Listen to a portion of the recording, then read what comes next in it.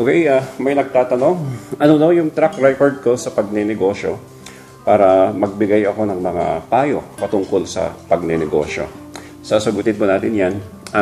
Pero bago pong lahat, gusto ko pong i-advertise yung aking mga pinagkakabalahan. Meron po tayong Cronuts dito po sa SM, sa Sunset Terraces, SM Baguio. Tapat lang po yan ng Buteju at Super Bowl.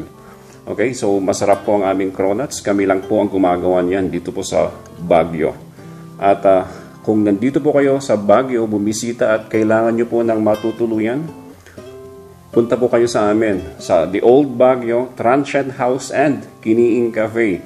Diyan po matitikman nyo ang mga iba't ibang native delicacies dito po sa Cordillera. Okay, at sa mga gusto naman pong magpasalubong, meron po tayong gourmet kiniing at meron din po tayong mga kiniing. Masarap po yan na pampasalubong. Okay, so itry nyo po. Sa mga dumadaan po ng Marcos Highway, daan po kayo ng Lloyd's Kitchen Restaurant at tikman nyo po ang ilan po sa ating mga lutuhin doon. Now, sagutin ko po yung katanungan. Ano daw yung background ko sa pagnenegosyo at ako ay nagbibigay ng mga payo pagdating po sa pagnenegosyo. Siguro magsimula ako sa aking kabataan. Alam nyo, nung kabataan ko, alam ko na negosyo ang gusto ko eh. Naalala ko as young as grade 3. Alam nyo, nangangalakal na kami.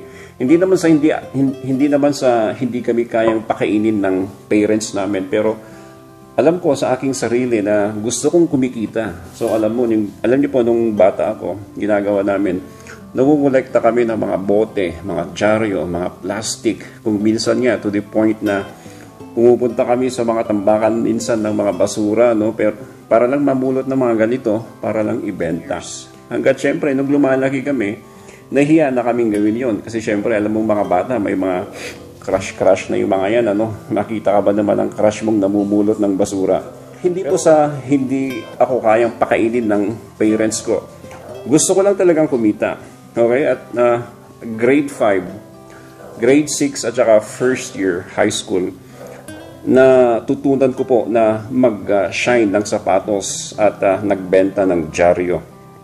Okay, so yan po yung naging business ko noong mga panahon na yon. So naalala ko pa yung mga ginagawa ko noong mga panahon na yun.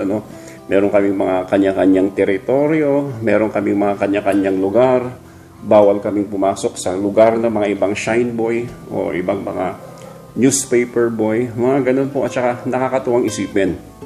At syempre, natigil lang naman ako sa ganun. Nung magsa-second year na ako, medyo nararamdaman kong nahihiya na akong gawin. Kasi nga syempre, tumatanda po tayo makita tayo ng crush natin na nagsashine ng sapatos o nagtitinda ng dyaryo. Kung minsan mahihiya ka talaga, Ganun talaga Tapos nung nag-college po ako, nag-working student po ako sa University of Baguio, 1 taon. Nag-work po ako sa laboratory. At doon ko nakita na hindi ako pang-opisina, okay? Kasi ang ginagawa ko those times, gumagawa ng mga listahan at gumagawa ng mga iba't ibang klase ng report. At doon ko napagtanto sa sarili ko na hindi ako pang-opisina. Hindi ko bagay yung ganitong trabaho. Okay, at na-try ko rin mag-work sa Chowking at saka sa Jollibee. Mga 2 taon na rin, 1.5 hanggang 2 taon na nag-work po ako doon. At marami po akong natutunan doon. 20 years old, pumasok na po ako sa food processing. Pero ang nauna kong naging negosyo, repacking. Nagre-repack po ako ng mga mani, mga dilis, mga banana chips. At ang ginagawa ko noong araw, iniiwan ko sa mga sari-sari store. Consignment, kumbaga, sabi ko, Kuya, iwan ko to, mga paninda ko, babalikan ko after 3 days or hanggat mabenta. Siyempre, papatukan nila yon. So, ganun yung ginagawa ko na umpisa sa negosyo. Natutunan ko pong gumawa ng peanut butter. Natutunan ko pong gumawa ng mga jam. Strawberry jam, pineapple jam, at iba't ibang mga Baguio products. Okay, so, pero tinigil ko kasi na-realize ko, mailiit ang kita sa mga yon. At yung repacking, natigil ko na rin. Kasi nung marami nang gumaya, hindi ko na siya tinuloy. Hanggat later on, nag-try ako ng catering business. Hindi naman yung catering na malakihan. Yung mga, ano lang to, yung mga pack-pack ba?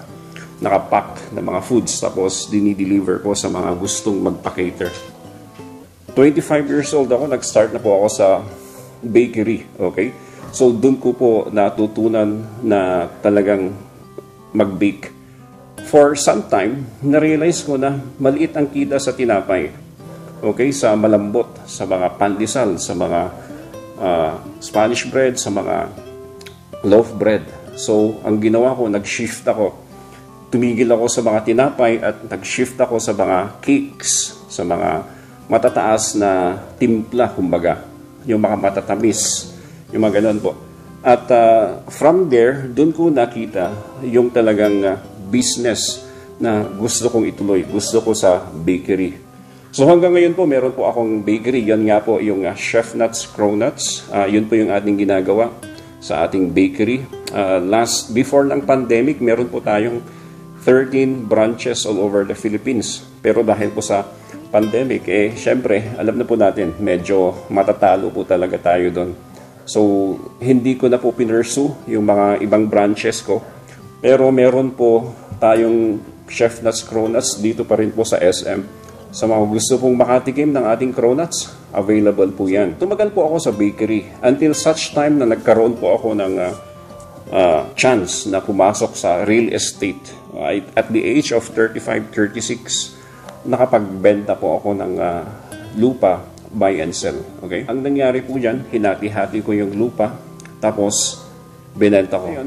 Bukas po, pag-uusapan po natin kung paano po tayo pumasok sa buy and sell ng lupa na kahit maliit na puhunan. So ngayon po, ang pinagkakabalahan ko po ay yung aking mga sinimulang mga business. Meron pa tayong restaurant sa Pugo, sa Cares Pugo. At mag-o-open po tayo this February dito po sa University of Baguio sa level po ng Lakandula. So, i-present ko doon, i-showcase ko doon yung aking mga recipe. At abangan nyo po kasi ako mismo yung magluluto doon, okay, sa opening at hanggat matuto yung aking mga kasama.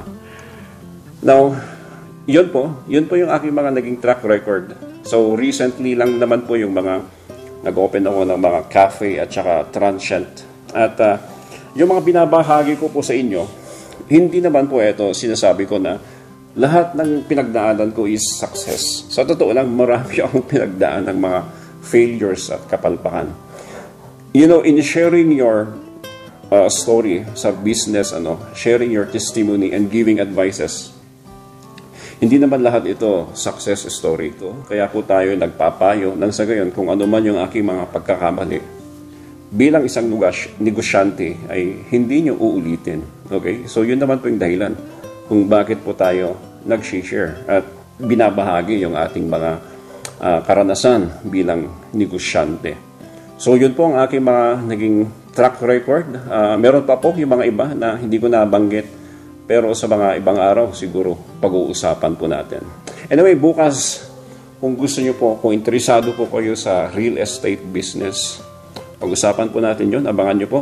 Mag-follow lang po kayo. Nang sa ngayon po, ma-notify po kayo. Okay?